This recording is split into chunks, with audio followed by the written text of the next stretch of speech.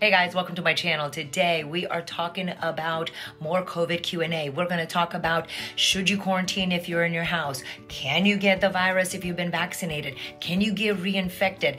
What about lung health? Anyway, these and more questions are coming up on this video.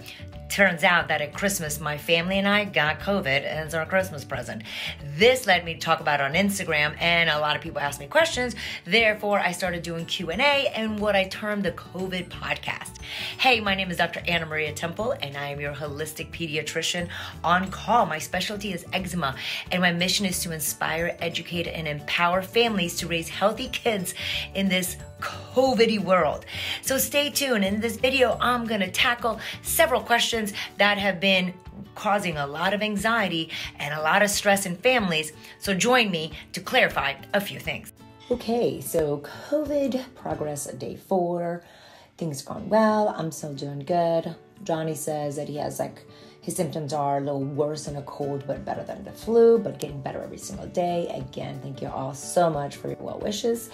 And today, on Christmas Eve, I thought I would cover a few more questions that have popped up to ease your minds.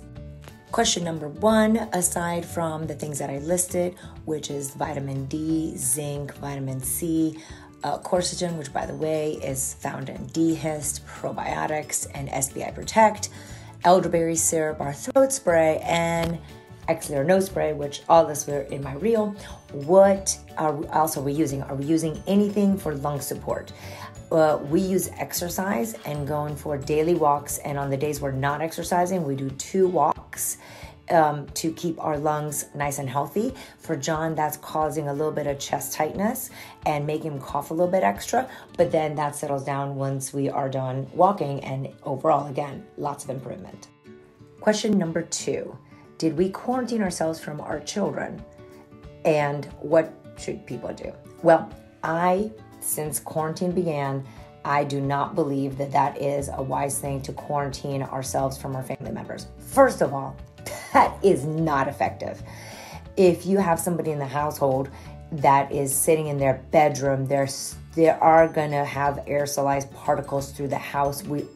And oftentimes they've already exposed everyone before they even come down with a sickness. So then to put somebody and isolate them and stress them out in a bedroom away from everybody else, and then you keep them cooped up so they can't even have the benefit of sunshine and vitamin D and outdoor and the love of family, worst idea. Aside that being quarantined in a bedroom is so incredibly stressful and incredibly unhealthy, it's not effective. In the households where my families did not listen to me and they proceeded to quarantine the index case, what happened was the family ended up being in quarantine for 8 weeks because the one person's quarantined, they finally come out, the next person goes down, then that person goes in isolation, then they think they're fine. Anyway, and then it runs through the house regardless of what you're doing to the index case, if you will.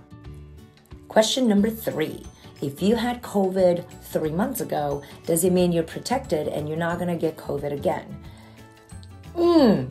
So not necessarily. It all depends on what strain you had, 3 months ago. If you had the Delta variant 3 months ago and now the Omicron is coming around, you may not be protected and you may get COVID once more. It's just like flu. So for example, there's H1N1, and if you have flu, let's say in October, H1N1, but then January comes around and you're exposed to flu H3N2, well, H1N1 doesn't protect you from H3N2, so you get the flu one more time. So just like you can get flu twice in a season, you can get COVID a couple of times in the season. Question number 4, if you get the vaccine, can you still get COVID? Yes. The vaccine does not prevent you from getting COVID. It reduces, in some cases, the chance of getting COVID. The point of the vaccine, though, is that it's preventing death and hospitalizations. It does not necessarily prevent infection. So it's kind of silly when people are like, oh, okay, well, we're all vaccinated, so sweet, we can't, spread it around. Not true. You can still get COVID and spread COVID. It's less intense of an illness, hopefully with the vaccine, so therefore you can spread a little less. But overall, you can still get COVID and you still have to go in quarantine and still miss Christmas. Question number 5. But they say that if we get booster number 572, that we are going to eradicate COVID. Guys, this is never, repeat after me, never going away. Ever. We cannot eradicate this. Have you guys heard of flu? It's like a virus. And this virus mutates all the time. And, we try to do our vaccine thing and we get it right sometimes, kind of not really sometimes. And flu is still alive and well because it keeps mutating and moves from animals to humans and all this other stuff. COVID, so I don't understand where this idea from the powers that be is like, okay, so if we implement all these things, we're going to get rid of COVID. It is never, ever going away. It's going to become part of our viral smorgasbord, shall we say. This is one of the many reasons that I torture you guys with plan points, keeping your added sugar to less than 24 grams, going outside, torturing my family with regular exercise, even when they're having COVID. Because you know what? We got to move. We got to decrease our stress. We got to decrease our screen time. We got to clean our environmental toxins. The reason that I teach here every single day for free is because we got to boost up our immune system. The only defense we give against RSV, flu, metapneumovirus, regular cold, COVID, SARS, insert viral name here, is our immune system. Because viruses come and go and they rotate and they become part of our environment, and we humans have the innate ability to fight these viruses if we take care of our bodies. So instead of like, oh, well, this is just going to pass, so I just need to hold tight. I mean, I know I gained some weight and I'm not moving as much, and I've been drinking a lot more because I have to do Zoom school, Zoom work, Zoom life, Zoom grocery shopping, and I'm like literally losing my mind. But it was just a few months and then it's going to go, and now I'll get my life back to normal. Guys, this is the normal. This is it. It's been 2 years. 2 years. After 2 years, if you're still going like, no, this is going to go away. Totally going to go away. 2 years.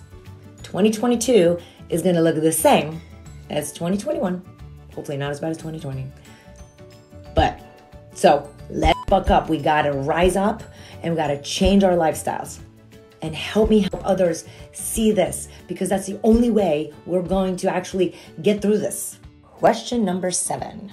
So, do we get boosters? Do we get vaccinated? What do we do? And I don't talk about this online, but I'm going to, and risk getting thrown off. Anyway, I do think that people that are high risk, have a lot of comorbidities, need to weigh the risks and benefits of vaccine or no vaccine. That is an individual choice that you have to do. For the boosters, I am pro checking antibodies. We're getting the vaccine in, it's new. We still don't know exactly how it's working. I know the data is coming from Israel, but I want to know, I do personalized, individualized medicine.